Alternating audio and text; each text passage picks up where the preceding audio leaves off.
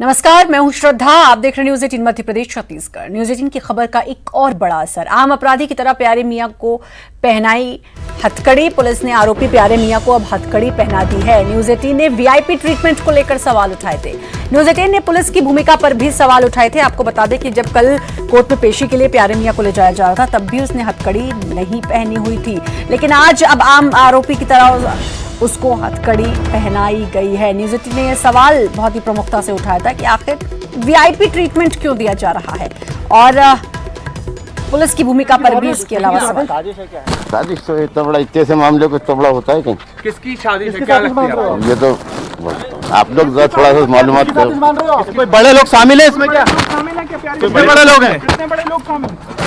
कोई बड़े लोग शामिल है प्यारे मियां? आराम से बैठो। कोई बड़े लोग शामिल है? प्यारे मियां कौन बता रहा है आपको? लग रहा है इतना बड़ा काम है ये। कैसे इतना बड़ा काम होता है? नाम बताइए ना, नाम बताओ।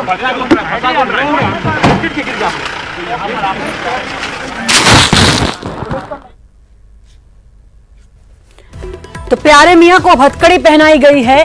पहले बिना हथकड़ी के ले जाया जा रहा था, लेकिन न्यूज 18 ने सवाल भी पूछा था कि आखिर इस तरीके का वीआईपी ट्रीटमेंट क्यों प्यारे मियां को दिया जा रहा है। अब इस खबर का असर भी देखने को मिला है, और न्यूज 18 पर खबर दिखाए जाने के बाद अब इस आरोपी को हथकड़ी भी पहनाई गई है। कल देखा गया था कि ये प्यारे मियां अदालत जब कोर्ट में गया तो इसने पुलिस की टोपी भी पहन रखी थी। और अब आपको दो तस्वीरें दिखाते हैं। पहली तस्वीर में आरोपी प्यारे मियां लाल पुलिस की टोपी में दिख रहा है, जिसके बाद न्यूज 18 ने पुलिस की भूमिका पर सवाल उठाया कि आखिर क्यों आरोपी को पुलिस की तरफ से वीआईपी ट्रीटमेंट मिल रहा है। न्यूज 18 पर खबर चलाने का असर हुआ और अब प्यारे मियां को पुलिस हथकड़ी पहनाकर ले जाती नजर आई है। न्यूज 18 की खबर का ये असर देखने को मिला है। अब हथकड़ी में दिखाई दे रहा है ये प्यारे मियां, क्योंकि न्यूज 18 ने वीआईपी ट्रीटमेंट को लेकर सवाल उठाए थे। पहले पुलिस का लोगो लगी टोपी में प्यारे मियां दिखाई दिया था। तस्वीर आप देख सकते हैं।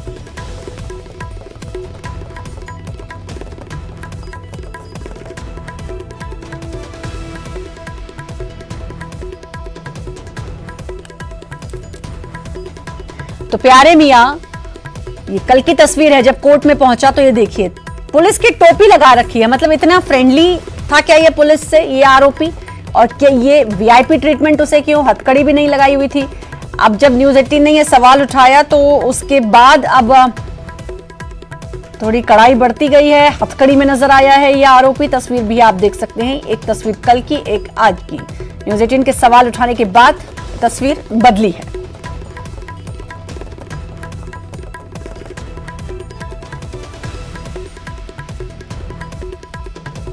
प्यारे मियां नाबालिग बच्चियों से दुष्कर्म का यह आरोपी। इसके ऊपर कई संगीन आरोप हैं। आरोप ये भी कि ये बच्चियों के साथ दुष्कर्म करता था, इसने अबॉर्शंस भी करवाए थे। इस पर कई संगीन आरोप हैं। ड्रग माफिया से इसके तार जुड़े हुए हैं और लगातार खुलासों पे खुलासे हो रहे हैं। इनकम टैक्स इसने 25 करोड़ इसे 10 करोड़ इस पर इनकम टैक्स बकाया है 25 सालों से, वो भी इसने नहीं भरा है। तो अब इनकम टैक्स भी की टीम भी अपनी तफ्तीश आगे बढ़ाएगी। तो कई सारे आरोप इस अपराधी पर हैं, और ये जब ये पूरा मामला खुलकर सामने आया तो ये भाग गया श्रीनगर। हालांकि वहां से इसको गिरफ्तार किया गया, फिर एमपी लाया गया, और तस्वीर आप देख सकते हैं। एक तरफ इसका परिवार कह रहा है कि इसने कुछ नहीं किया, लेकिन जिस तरीके से इस शख्स के कनेक्शंस जुड़ते हुए दिखाई दे रहे हैं हर तरफ, उससे नहीं लगता कि ये कोई बेकसूर होगा। मनोज हमारे संवाददाता हमारे साथ जुड़ गए हैं। मनोज, खबर का असर हुआ है और ढंग से हुआ है। सवाल पूछा गया था कि भाई आखिर ऐसा वीआईपी ट्रीटमेंट क्यों, लेकिन आज हथकड़ी में दिखाई दिया प्यारे मियां।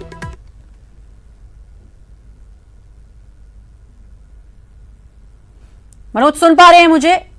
हुई थी जब फरार था उस दौर से जो है लगातार ये सवाल खड़े हो रहे थे प्यारे जी।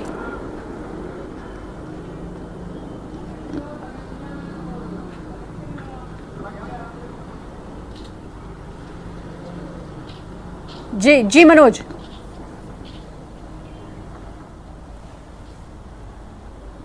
बिल्कुल श्रद्धा, कई बड़े सवाल खड़े हो रहे थे जब आरोपी को गिरफ्तार किया गया था। उसके बाद ये पूछताछ की गई थी कि आखिरकार एक आरोपी को जो कि रेपिस्ट है उसे वीआईपी ट्रीटमेंट क्यों दिया जा रहा है। कई तरीके के सवाल थे कि हथकड़ी क्यों नहीं लगाई गई। दूसरा सवाल ये था कि वीआईपी जो पुलिस कंट्रोल रूम है वहाँ पर क्यों पूछताछ की जा रही है, थाने में क्यों पूछताछ नहीं की जा रही है। इसके अलावा जो तीसरी तस्वीर जो सामने आई थी श्रद्धा, वो कोर्ट की सामने आई थी, जहाँ पर एक आरोपी को पुलिस की कैप में पिन्हाकर जो है कोर्ट में पेश किया गया था।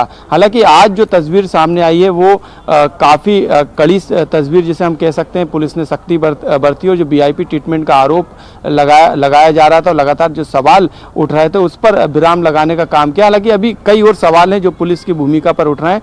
आज हथकड़ी लगाकर शाहपुरा स्थित उस फ्लैट में लाए गए जो कि घटनास्थल है, लेकिन श्रद्धा जब आरोपी से बातचीत की गई तो उसने साफ तौर से कहा है कि कई बड़े नाम इसमें शामिल हो सकते हैं। इसके अलावा उसने ये तक कहा कि एक बड़ा षड्यंत्र है और ऐसे ही किसी मामले में नहीं फंसाया जाता। तो बड़े नामों का जिक्र किया, लेकिन अब देखते हैं कि पुलिस जिन नामों को लेकर वो इशारा कर रहा है आरोपी प्यारे मियां, क्या पुलिस उन नामों को उगल पाती है पूछताछ के दौरान, ये देखने वाली बात होगी। बिल्कुल, लेकिन जैसे ऐसे खुलासे हो रहे हैं मनोज, कई और भी चौंकाने वाले खुलासे हो रहे हैं। ड्रग माफिया से तार जुड़े हैं, ये भी खबर आ रही है। और अभी तो इस आरोपी की मुश्किलें भी और बढ़ने वाली हैं प्यारे मियां की, क्योंकि अब इनकम टैक्स विभाग और इसके अभी पीछे पड़ेगा क्योंकि टैक्स बकाया है।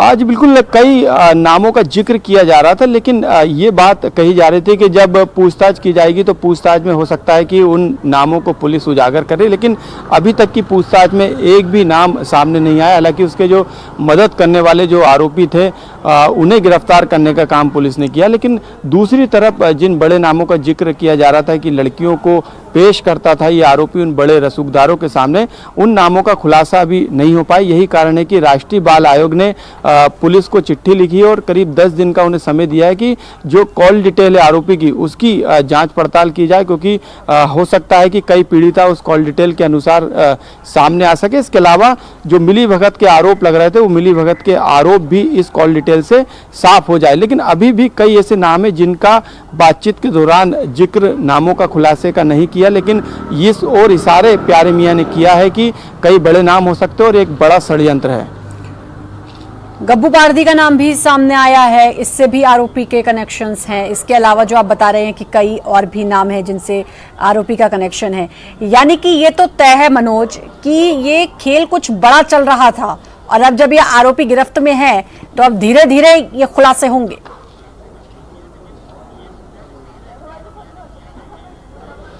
जी बिल्कुल श्रद्धा, जो दूसरा अपार्टमेंट था अंसल अपार्टमेंट जहां पर पुलिस ने कार्रवाई की थी जो कि श्यामलाल थाना क्षेत्र में, वहां पर मिनी डांस बार जो है अपने फ्लैट के अंदर आरोपी ने बना के रखा था। उस बारे में जब पुलिस ने जानकारी जुटाई तो पुलिस के पास ये जानकारी आई थी कि उस फ्लैट के अंदर आरोपी जो है करीब 8 से 10 बड़े लोगों को बुलाता था, वहाँ पर पार्टी करता था। कई रसूखदार उसकी पार्टी में शामिल होते थे।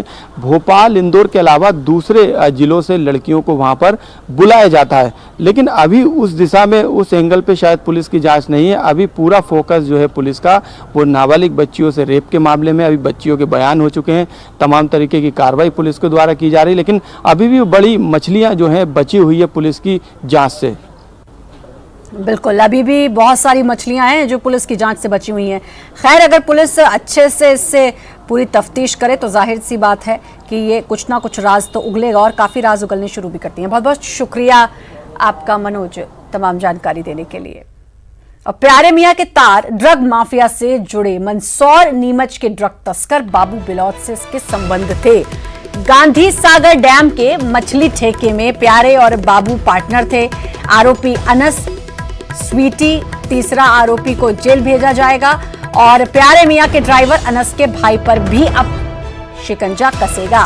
पैसों का हिसाब किताब रखता था ओवैस। खुर्शीद आलम की भी एमपी नगर पुलिस रिमांड मांगेगी।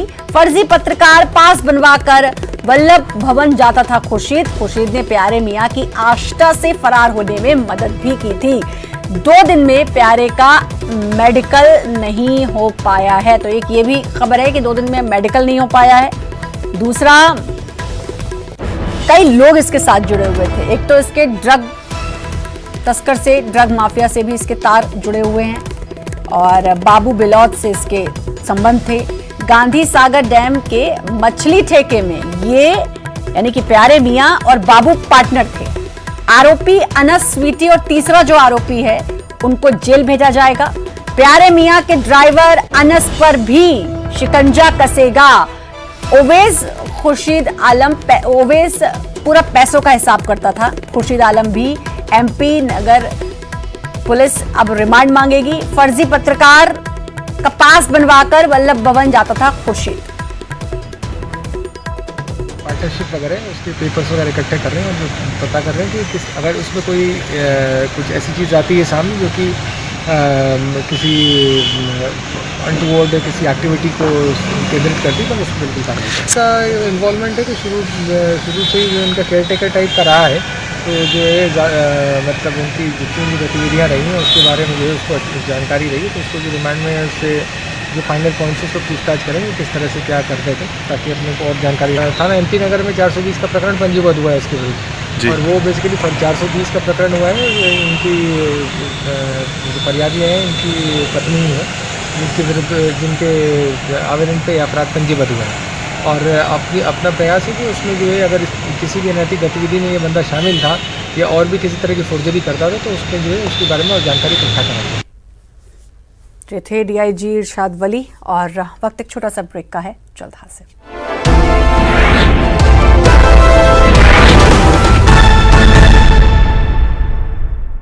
एक बार फिर से आपका स्वागत है। भगवान महाकाल के भक्तों से जुड़ी इस वक्त की सबसे बड़ी खबर, कोरोना संकट काल में अब महाकाल के दर्शन मध्य प्रदेश के बाहर के भक्त नहीं कर पाएंगे।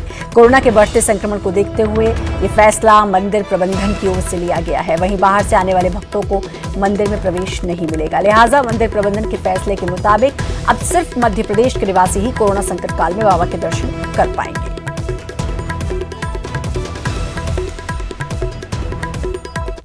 उनका जो एनालिसिस हमारा कहता है कि ये अधिकांश लोग वही है जो बाहर से आ रहे हैं या बाहर से आने वाले लोगों के संपर्क में है, तो इसलिए शहर की सुरक्षा के लिए ये बहुत जरूरी था।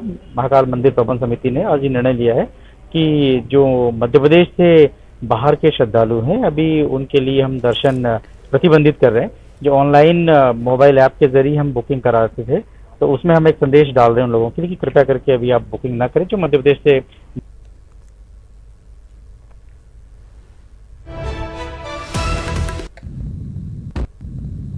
तो न्यूज़ 18 के सवाल भी हैं। पहला सवाल, क्या कोरोना एमपी के लोगों के आने से नहीं होता? बाहर के लोग आए तभी होता है, जबकि एमपी में ही बड़ी संख्या में कोरोना के मरीज निकल रहे हैं। भोपाल, इंदौर, ग्वालियर में भी लगातार आंकड़े बढ़ रहे हैं। तो उसके बाद सवाल यही, तो बाहर के लोग आएंगे तभी कोरोना होगा? क्या कोरोना एमपी के लोगों के आने से नहीं होता? आनंद हमारे संवाददाता हमारे साथ जुड़ चुके हैं। आनंद, ये तो अच्छी बात है कि समझा जा रहा है कि भाई कोरोना ना फैले, एहतियात बरती जाए, बहुत अच्छी बात है, लेकिन सवाल ये जो न्यूज़ 18 भी पूछ रहा है, क्या बाहर से लोग आएंगे तभी अब कोरोना फैलेगा या एमपी के लोगों को कोरोना नहीं हो रहा है? बिल्कुल, देखिए मगर सवाल यही है कि क्या इन्हीं लोगों से यहाँ पर कोरोना फैल रहा है और क्या इससे बंद करने से कोरोना से यहाँ पे जो शहर है उससे मुक्त हो जाएगा। लेकिन देखिए बड़ा सवाल एक ये भी है कि पिछले अगर 7 दिनों की हिस्ट्री की बात की जाए उज्जैन की, तो अगर 7 दिन पहले लगातार 0-0-0 ऐसे करके जो है संक्रमित मरीज दिखाई दे रहे थे। कभी 4 आ रहे थे, कभी 5 की संख्या में मरीज थे।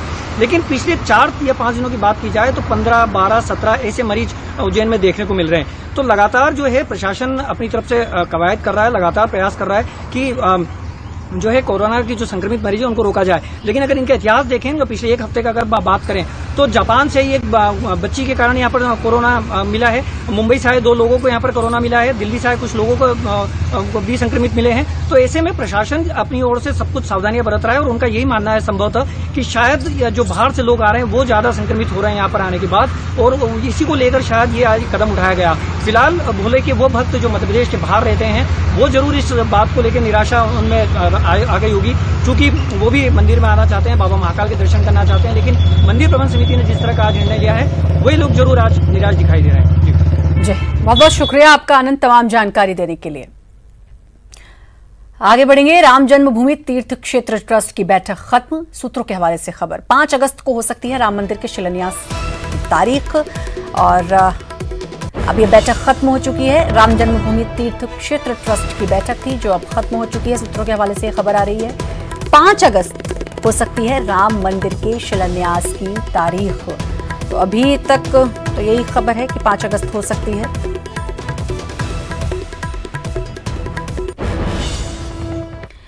सुशांत सिंह राजपूत के निधन के बाद से मुंबई पुलिस की जांच जारी है। पुलिस अभी तक करीब 30 से ज्यादा लोगों से पूछताछ कर चुकी है। इसमें सुशांत के परिवार के सदस्य रिया चक्रवर्ती, संजय लीला भंसाली, मुकेश छाबड़ा, यशराज फिल्म्स की कास्टिंग डायरेक्टर शानू शर्मा शामिल हैं। अब पुलिस ने आदित्य चोपड़ा का बयान भी दर्ज किया है।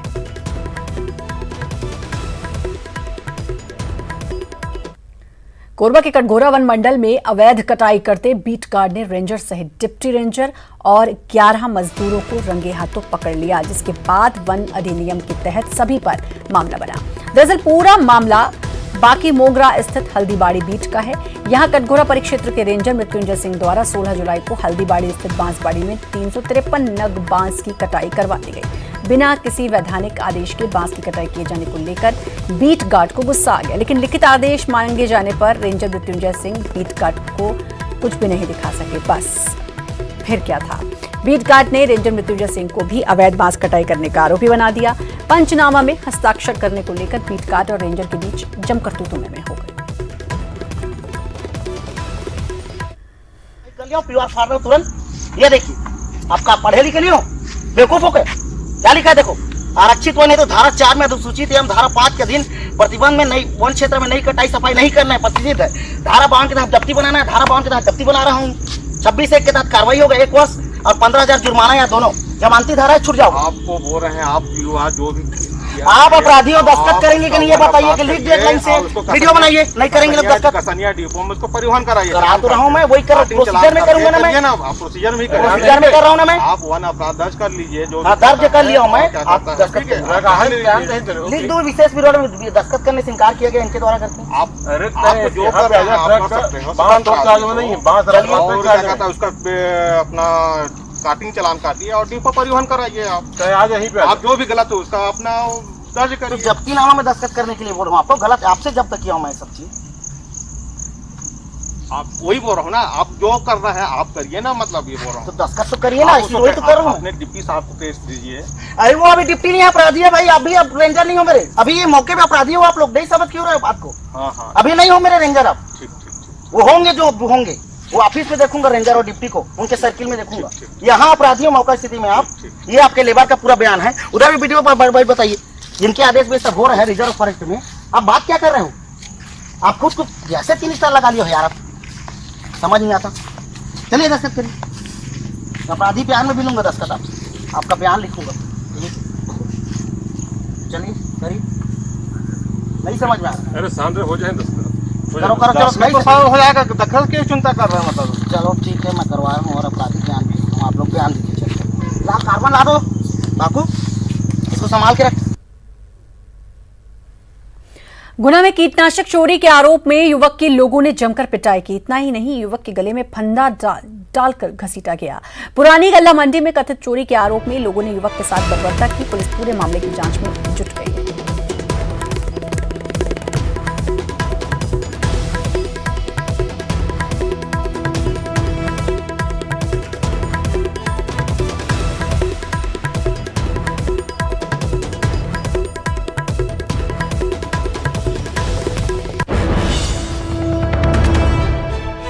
कीटनाशक की चोरी के आरोप में इस शख्स को लोगों ने पीटा। इतना ही नहीं, इसके गले में फंदा डालकर, ये गमछा डालकर इसे घसीटा।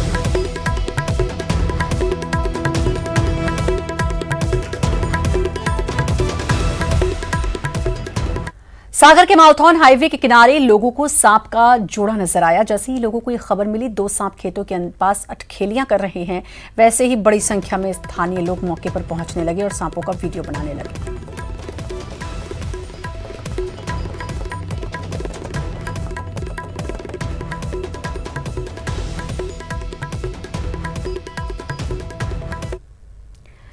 डर के आगे जीत है। कोरोना हुआ तो क्या हुआ, डरना नहीं है। आगर मालवा में एक वायरल वीडियो से कुछ ऐसा ही संदेश मिल रहा है। जिला अस्पताल का ये वीडियो है, इसमें भर्ती मरीज डांस कर रहे हैं और दूसरे मरीजों का हौसला भी बढ़ा रहे हैं। ये सभी मरीज कोरोना पॉजिटिव हैं और अस्पताल में इलाज करवा रहे हैं।